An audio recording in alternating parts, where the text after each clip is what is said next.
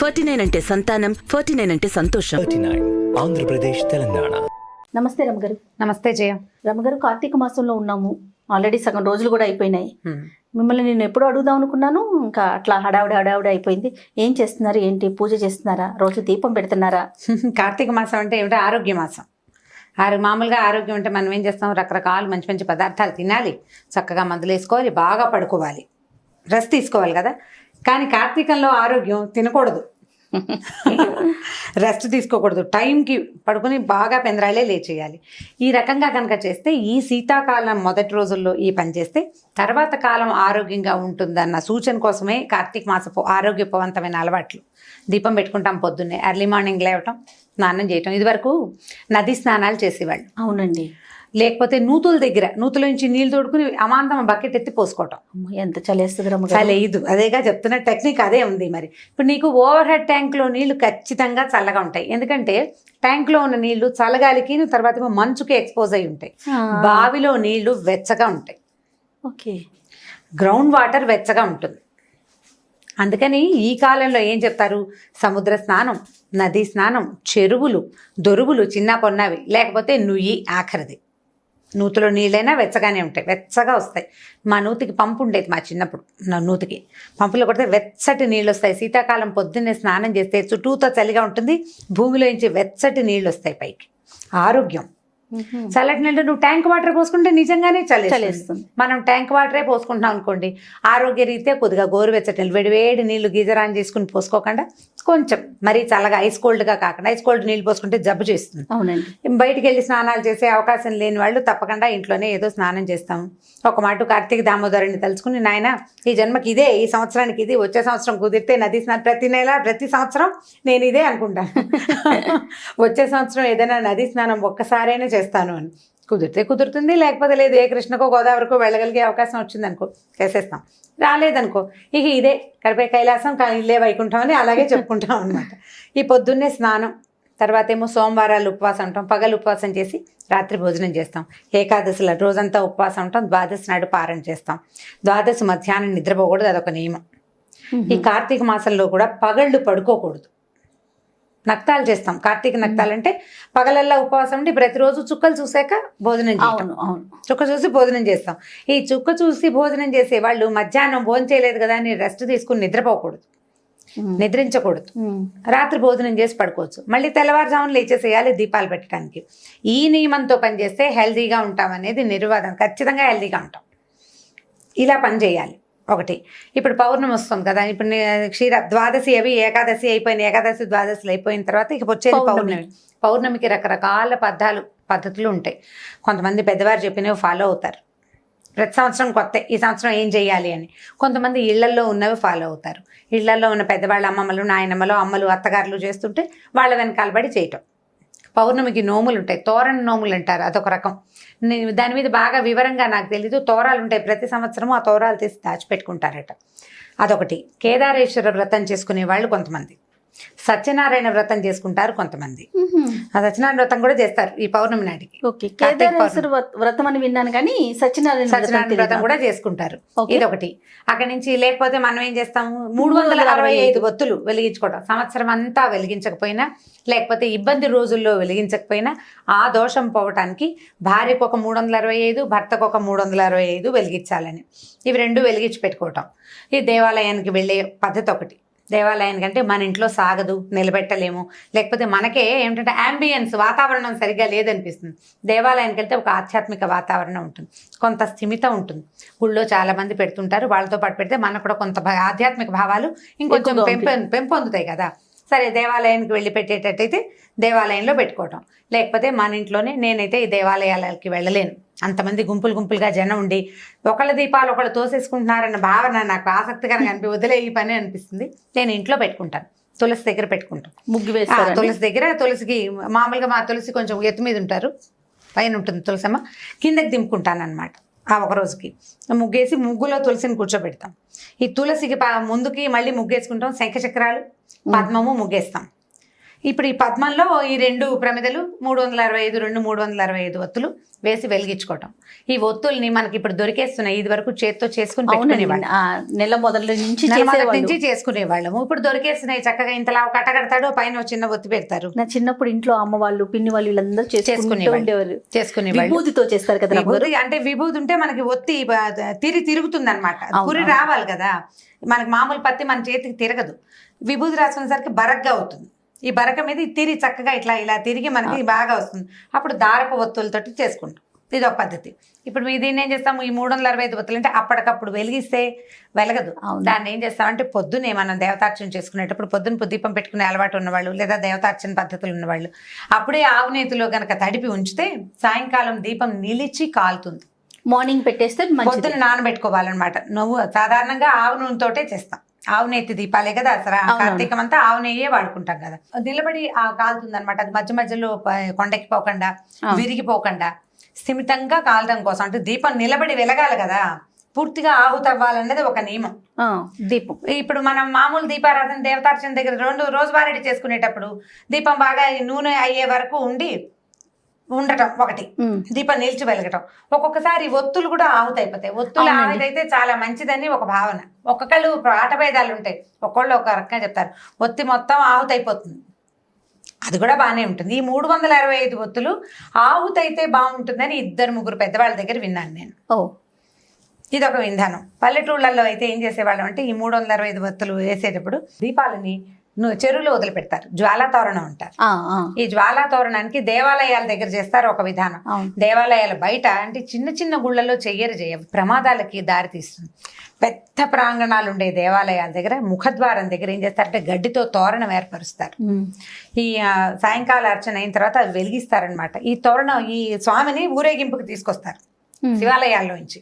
ఆయన బయటకు వస్తాడు, ఆ జ్వాలా తోరణం కింద నుంచి స్వామి లోపలికి వెళ్తాడు. ఆయనతో పాటు ఆ తోరణం కింద నుంచి మనం వెళ్తే గనక చాలా గ్రహ పీడలు అవి తొలుగుతాయని ఒక నమ్మకం. గడ్డి తోరణానికి ఏమైనా ప్రత్యేకమైన కథ ఉందా రమ్మగారు? ఇవి తెలియదు, అట్లాగే చెప్తారు జ్వాలా తోరణం అని. కానీ చిన్నప్పున్న దేవాలయాల్లో ఇది పెట్టుకోరు. ఈ జ్వాలా తోరణంతో పాటు శివుడితో పాటు మనం లోపలికి వెళ్తాం. అయ్యవారు లోపలికి వెళ్తాడు, ప్రదక్షిణ చేయిస్తారు, ఆయన బయటకు వస్తాడు, ఊరేగింపుకి వస్తారు. తిరిగి స్వామి లోపలికి వచ్చేటప్పుడు ఈ జ్వాల వెలిగిస్తారు. ఈ తోరణం కింద నుంచి అయ్యవారు లోపలికి వెళ్తాడు, ఆయన వెనకాలే భక్తులందరూ హరోహర అని లోపలికి వెళ్తారు. ఈ తోరణం కింద నుంచి వెళ్తే ఈ సంవత్సరపు గ్రహపీడలు అనారోగ్యాలు అవి తొలగిపోతాయని ఒక నమ్మకం. అన్ని దేవాలయాల్లో చెయ్యరు. ఇప్పుడు మనకు సమర్థంగా ఉంటాయి సిటీల్లో దేవాలయాలు, అక్కడ కొంచెం తక్కువ. సిటీకి కొంచెం దూరంగా ఉండే శివాలయాల్లో ఇవి కనపడుతూ ఉంటాయి. ఇది చేస్తారు ఒకటి. అక్కడి నుంచి అరటి దొప్పల్లో దీపాలు పెడతారు, నీళ్ళల్లో వదిలిపెడితే ఈ నీటిలో కూడా జ్వాల వరుసగా అలా దీపాల వరస నీళ్ళల్లో కదులుతూ వెళ్తూ కనిపిస్తుంది. నదీ పరివాహక ప్రాంతాల్లో ఎక్కువగా కనిపిస్తుంది. మనం ఇక్కడ నీళ్ళే ఉన్నాయి, ఓ టబ్బుతో నీళ్ళు పెట్టుకుని నీళ్ళల్లో వదిలిపెట్టడమే ఒక శాస్త్రం కింద.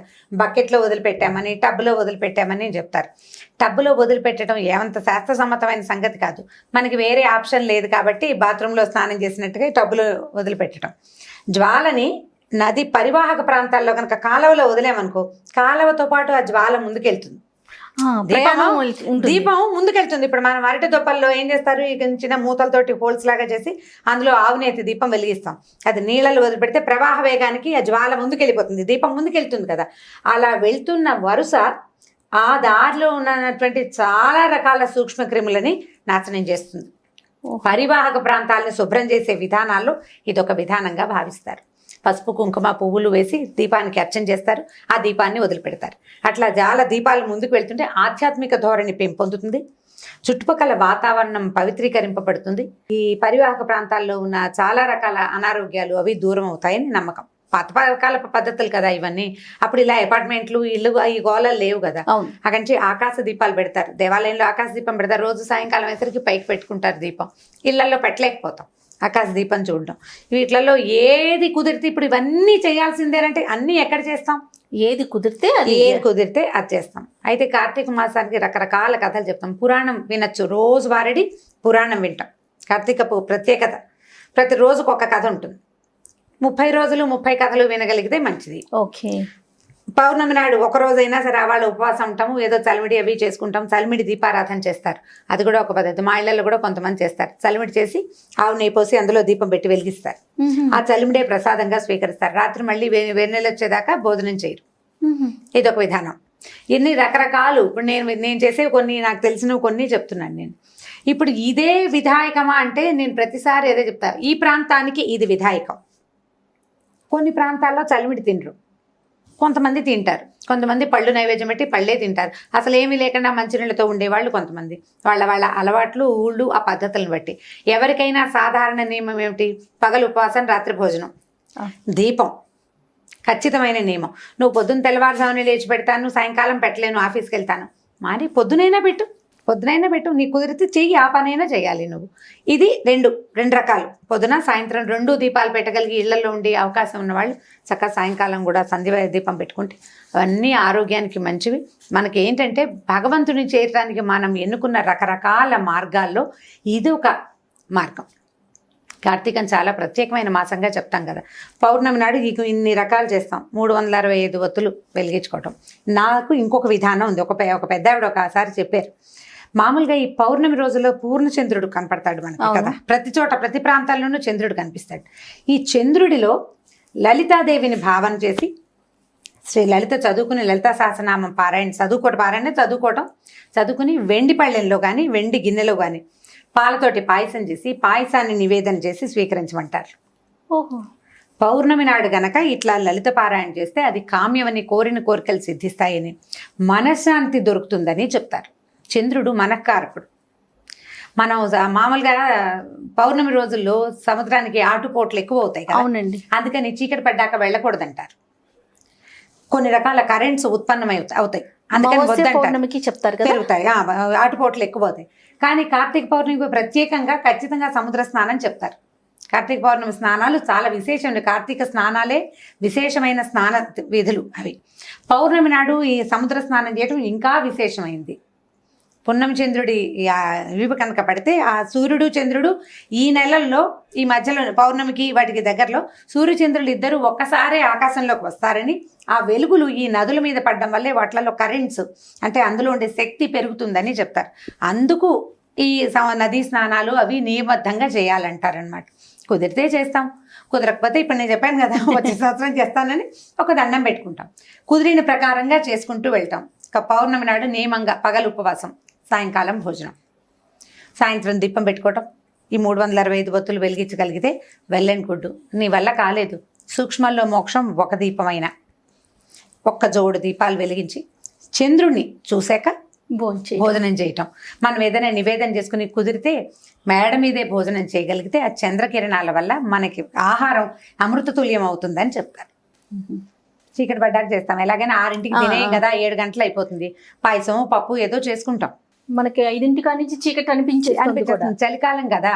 ఈ చంద్రుడు సోకిన చంద్రకిరణాలు సోకిన ఆహారాన్ని తీసుకుంటే ఆరోగ్య వృద్ధి, మనసు చాలా ప్రశాంతంగా అవుతుందట. మైండ్ కూల్గా ఉండటానికి చంద్రుడు బాగా ఉపకరిస్తాడు. అందుకని వెన్నెట్లో తిరగండి. బాగా డిప్రెస్డ్గా ఉన్న వాళ్ళకి, కాస్త బాధగా ఉంది, వెన్నెల్లో తిరగండి అని చెప్తారు. మనశ్శాంతిగా ఉంటుంది. చల్లదనం వల్ల ఒక రకమైన ఆహ్లాదకరమైన వాతావరణం వస్తుంది. ఈ ప్రసాదాన్ని మనం చంద్రుడికి చూపించుకోవచ్చు. అందుకని ఏం చేస్తాం, తులసిని ఆరు బయట పెట్టుకుంటాం కదా. అవును, ఇళ్లలో ఉండదు కదా మనకు తులసి చెట్లు, కొంచెం ఆరు బయట ఉంటాయి. ఇంకా కొంచెం వెన్నెల సోకే చోటు ఉంటే మరీ అదృష్టం. అక్కడే ఏదో చేసిన పదార్థాలు, పాయసం అవి తీసుకెళ్ళి నైవేద్యం చేయటం, మనం తులసికి నివేదన చేయటం ఒకటి, సూర్యుడి చంద్రుడికి నివేదన పెట్టడం రెండో విధానం. ఈ 2 విధానాల ప్రకారం కార్తీక పౌర్ణమిని ఈజీగా, సింపుల్గా, చక్కగా చేసేసుకోవచ్చు. నేనైతే వీటిలలో దాదాపుగా అన్ని నేను చెప్పిన విషయాలన్నీ నా సొంతమే. ఓకే.